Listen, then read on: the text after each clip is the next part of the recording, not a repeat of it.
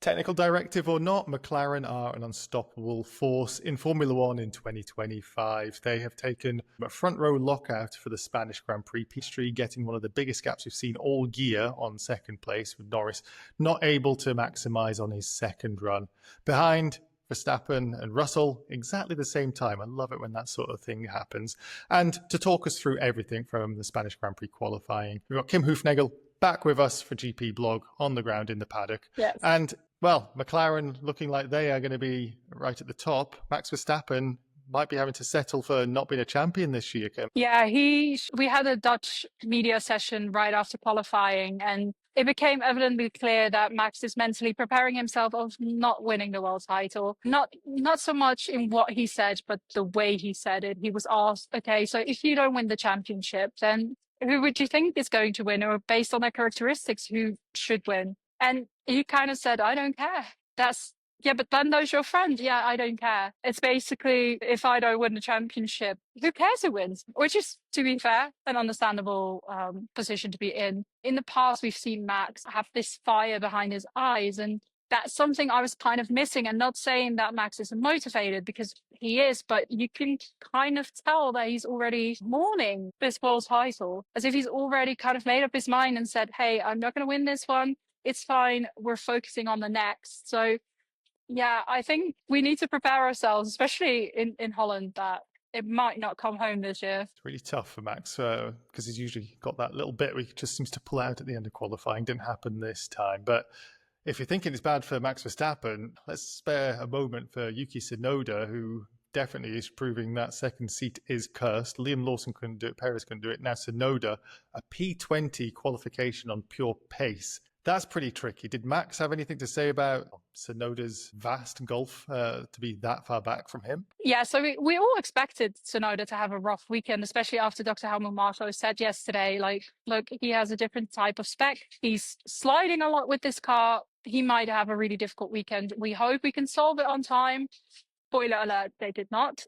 Nobody saw this coming. We were all watching the qualifying in the media pen. In his final lap in qualifying in Q1, we suddenly had that yellow flag and we were kind of uncertain, is he going to be able to actually set a time? Then we kind of realized, okay, Franco's stalled in pit lane, so that should not be a problem. Except Yuki still finished P20. We spoke to Max in the Dutch media session about this as well, and Max kind of said, look, Yuki's not, as we say it in Dutch, he's not a pancake. He's not an idiot. He knows how to drive. We've seen it with racing rules. So maybe we should not be looking at him right now. And then I asked him, do you think that the fact that another one of your teammates is on P20 shows how bad the car is? And he said, yeah, it's not great. So all in all, Max does not blame Yuki. He does not blame Yuki for being P20. He blames the car. But then, interestingly enough, Yuki Tsunoda showed up at our microphone, and Yuki, he looked really deflated. He blamed himself, and he was very upset with himself. He said, this is not the quality I expect myself to deliver.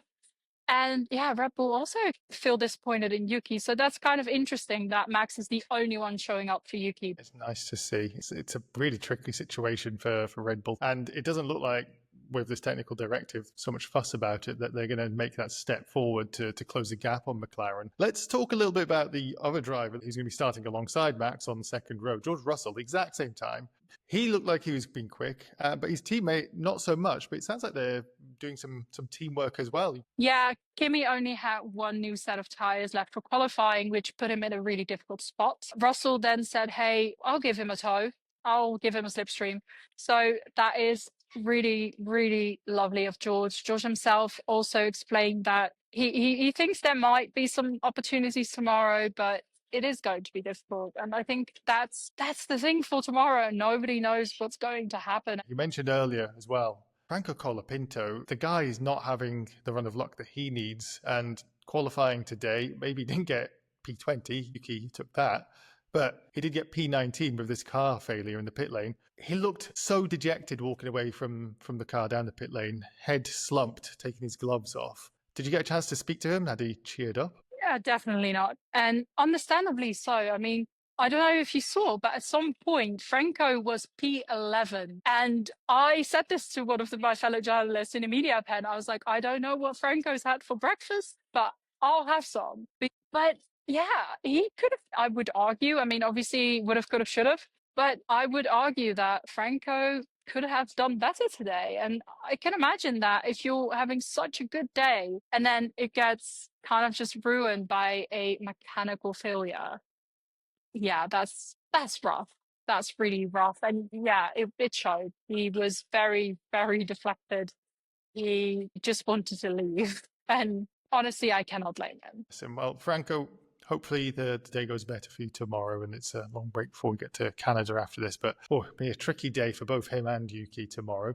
We'll speak to you as well. Obviously, came to get all the reaction from the race. It's going to be McLaren's at front and then Russell or Verstappen for the podium. Maybe even Lewis Hamilton. We'll find out. We're going to speak to you then, get all the information. Thank you for everything you've done so far today. And thank you everybody else for watching.